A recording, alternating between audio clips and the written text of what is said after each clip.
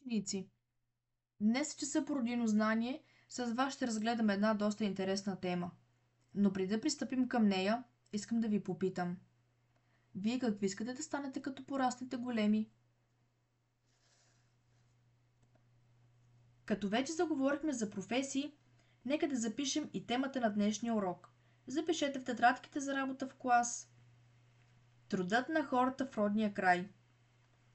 Всеки човек има мечти. Някои са свързани с професията, която иска да работи.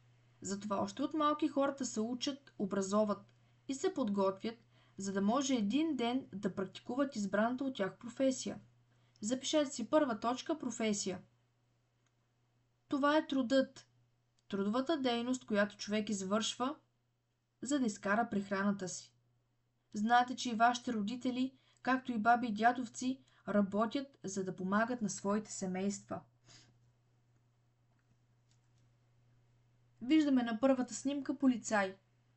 Той пази реда и закона. Следи всички да спазват правилата и помага на хората, когато са в опасност. Лекарят помага на хората, когато са болни. Той ги преглежда, изписва им лекарства и им помага да оздравеят. Архитект. Той измисля как да изглеждат сградите, училищата и къщите. Той чертае планове, за да може после строителят да ги изгради. Пожарникар. Гаси пожари и спасява хора и животни. Помага при бедствия. Професиите са много и различни и понякога те зависят от населеното място, в което се практикуват. Втора точка към днешния урок – местоположение на професиите. Това може да бъде град или село, в което ние живеем. Градът е голямо селище, в което живеят много хора. Има високи сгради, повече училища и детски градини, магазини, болници, улици, с коли и автобуси. В градовете има много заводи и предприятия. Често срещани професии са инженер, архитект, счетоводител, балерина, съдия.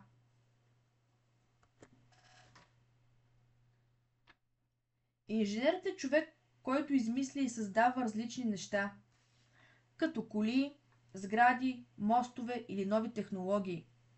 Той работи, за да направи нещата по-безопасни, по-удобни и по-добри за хората. Счетоводител. Счетоводителят е човек, който помага на фирми и хора да управляват парите си.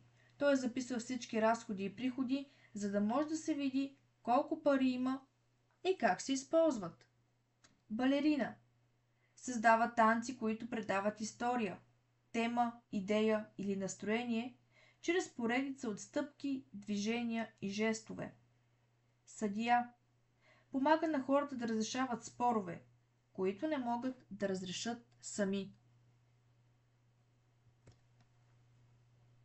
Селото е по-малко населено място, в него живеят по-малко хора, има повече къщи с дворове, по-малко сгради, но повече природа. Професии, които се срещат в село. Хората, които живеят по селата, се занимават обикновено с селскостопанска дейност. Техните професии са фермери, животновъди, растениевъди, пчелари, билкари и така нататък. Фермерът е човек, който се грижи за животни. Той има ферма, където отглежда крави, овце, кокошки, прасета или засажда пшеница и царевица. Благодарение на фермерите имаме мляко, месо, яйца и хляб. Фермерът работи всеки ден, храни животните, събира реколтата и се грижи за всичко по полето. Зеленчукопроизводителят отглежда зеленчуци, моркови, домати, краставици, чушки, картофи и още много други. Той се грижи за растенията, съди ги, полива ги, плеви и после събира реколтата. Благодарение на него ядем свежи и полезни зеленчуци. Професиите зависят също и от района, в който се намираме. Например, селищата, разположени в близост до планина, са характерни със следните професии: миньор, ловец, скиор, дървосекач, горски служител. Миньорът работи под земята, където копае въглища, метали и други полезни изкопаеми. Благодарение на тях имаме електричество, отопление и материали за машини и къщи. Резач или дървосекач работи в гората. Той сече дърветата внимателно, когато те вече са стари или ненужни. От тях също се използва и дървен материал.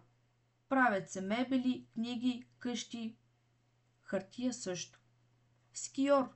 Скиорът кара ски по сняг. Той може да го прави за спорт или състезание. Благодарение на тях имаме зимни спортове и състезания, които радват всички. Ако селището е разположено около морето, професиите, които се практикуват там са следните: водолаз, моряк, спасител, хотелиер.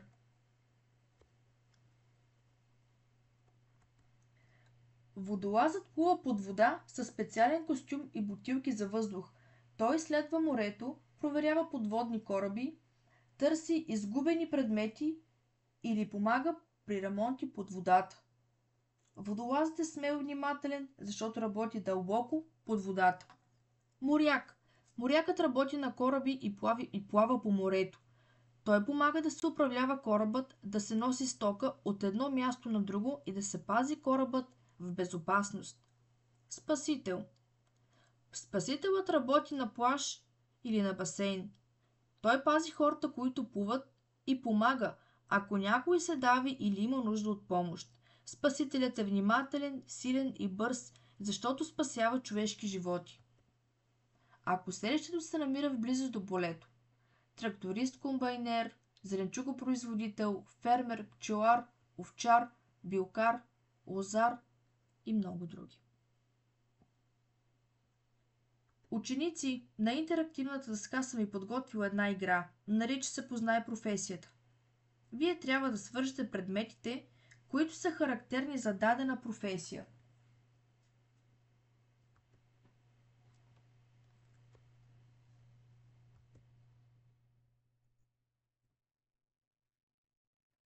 Ученици, трябва да знаете, че има и професии, които не зависят от населените места.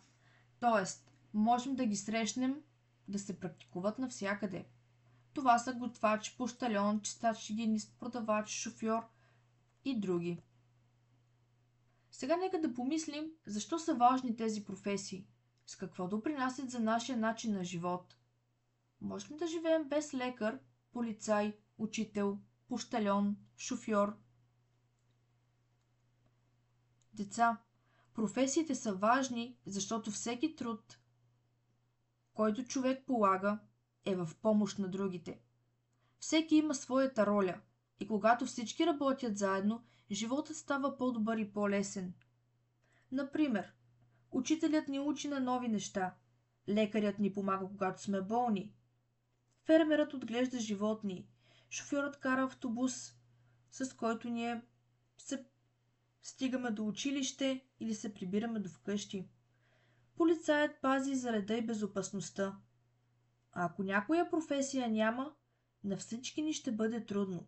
Затова трябва да уважаваме труда на хората и да се стараем да работим добре, когато пораснем. Сега ще ви прочета една народна мъдрост и заедно ще се опитам да я разтълкуваме. Дървото се слави с плода, а човекът с труда. Ученици, вие какво разбрахте от тази народна мъдрост? Когато дървото се цени по плодовете, които дава, така и човекът се оценява по труда и делата си. Или с други думи, човек става достоен и уважаван не с думите, а с това, което прави. Всеки труд е достоен за уважение, независимо от професията. Официален празник е 1 май. Това е денят на труда. Обявен е за официален през 1939 година. Това е празникът на всички хора, които работят. Фермери, лекари, учители, строители, пожарникари, шофьори и много други. Целта на този ден е да покажем уважение към труда на хората и колко е важно да работим добре. На този ден хората обикновено почиват и се радват, защото работата е важна, но и заслужава почивка. За домашна работа в учебните тетрадки ще работите по първа и трета задача.